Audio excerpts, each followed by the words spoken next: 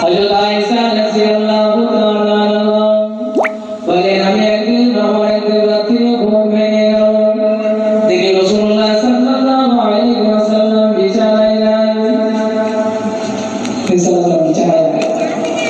আমি হুজুর সাল্লাল্লাহু আলাইহি ওয়াসাল্লামকে খুঁজতে পারলাম, খুঁজতে জান্নাতুল বাকিতে চলে গেলাম।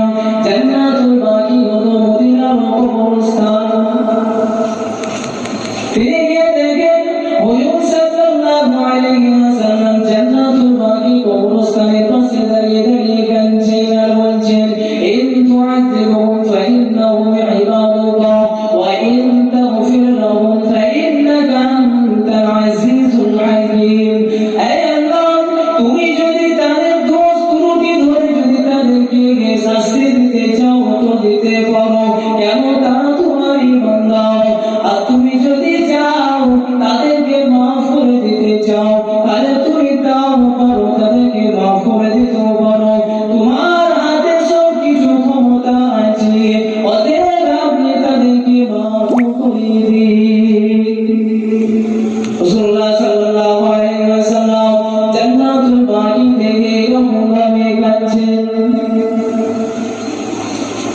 উম্মতের মাগফিরাতের জন্য রাত্রিতে নিজের আরামের বিবির পাশে ঘুম ছেড়ে দিয়ে উম্মতের ফিকিরে উম্মত কিভাবে মাগফিরাত হবে আল্লাহর কাছে যে কাঁদছে, আল্লাহ এদেরকে মাফ করে দাও।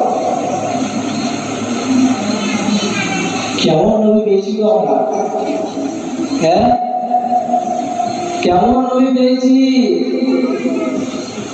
যে নবী নিজের জন্য কিছু চাইলেন না, সব চাওয়া পাওয়া উম্মতের জন্য।